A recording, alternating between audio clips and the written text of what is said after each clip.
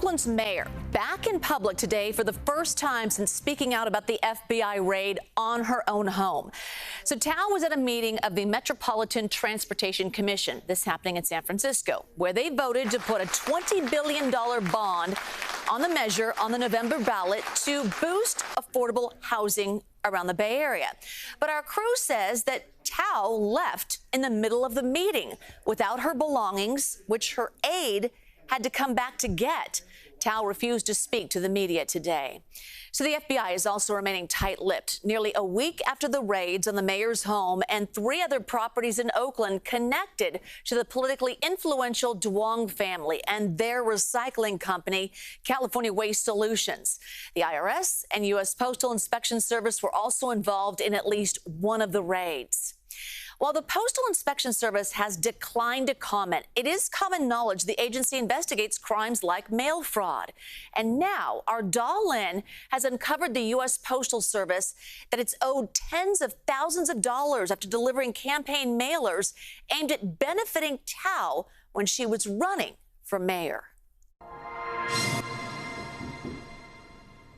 Election years bring good business to this direct mailing agency, but owner Shamari Johnson says he doesn't care much about politics. We're here just to provide a service, to do a good job. Republicans, Democrats, we don't show any political favors. Over the years, Johnson has printed all kinds of political ads, the good, the bad, and the ugly. But one particular job almost cost him his livelihood. It's been very heartbreaking, very disturbing, very emotional. Johnson says a couple of weeks before the November 2022 general election, this man, Mario Juarez, a longtime customer, contracted him to print roughly 170,000 attack mailers targeting Oakland mayoral candidates Ignacio De La Fuente and Lauren Taylor. Doctored up. My skin is darkened. My eyes are turned red. The eyebrows are pointy in the sort of invoking images of a devil or something like that. Johnson says the attack ads went out about 1 week before the election. He says Juarez paid him about $31,000 for his service and gave him 3 checks to pay the U.S. Postal Service for the postage. After the mailers went out, all 3 checks bounced, totaling more than $53,000. Johnson says with interest, Juarez now owes the U.S. government roughly $60,000. The USPS put a postal stop on my business direct mail permit. He says his permits remain suspended. The mailer says it's funded by Mario Juarez and his independent expenditure, or IE account called California Forward Now. We checked to see who donated money to the IE account, but it doesn't appear Juarez filed any paperwork to identify the donors, which is required by campaign financing laws. Birthday party. Rania Webb says she knows who paid for it. Webb served as Thao's chief of staff when Thao was the District 4 council member. Webb also volunteered on Thao's mayoral campaign, but Webb resigned from Thao's office after Thao won the election, citing concerns over public corruption.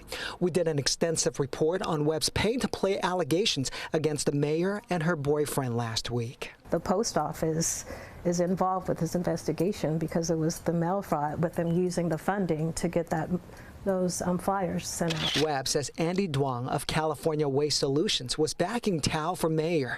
Webb claims Duong was paying Juarez to attack Thao's chief rivals, De La Fuente and Taylor.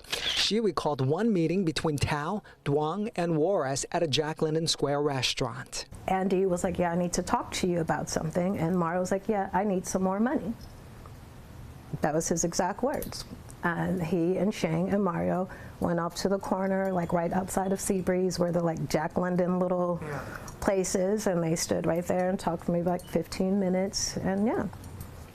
And I was like, whoa, I know that they're not supposed to be doing that. During campaigns, the campaign and that IE account are never supposed to work together. They're supposed to be 2 separate total entities. Webb and Johnson believe the unpaid postage or the mailers could be one reason why the U.S. Postal Inspection Service was involved in last week's raid. I can't speak to the U.S. Postal Service investigation, but what I can say is that to stiff a small business based in Oakland, a black-owned business, out of $60,000 is shameful. The U.S. Postal Inspection Service deferred all questions to the FBI, which has declined to comment on the raids.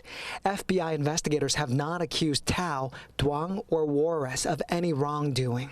But the Alameda County District Attorney charged Juarez with 1 count of felony for passing bad checks. As for Johnson, he's used to printing mudslinging ads. He's not happy he's caught up in one. And it's also an embarrassment to my business to be involved in this type of situation. Mayor Thao's spokesperson says the mayor will not engage with rumor and innuendo. She says the mayor will speak at a later time. We contacted California Waste Solutions for a comment from Andy Duong. We also contacted Mario Juarez.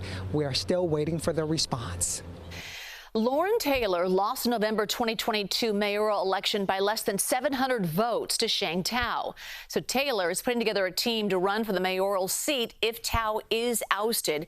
Thao insists she will not resign, but it may not be up to her, as she is still facing recalls in the November election.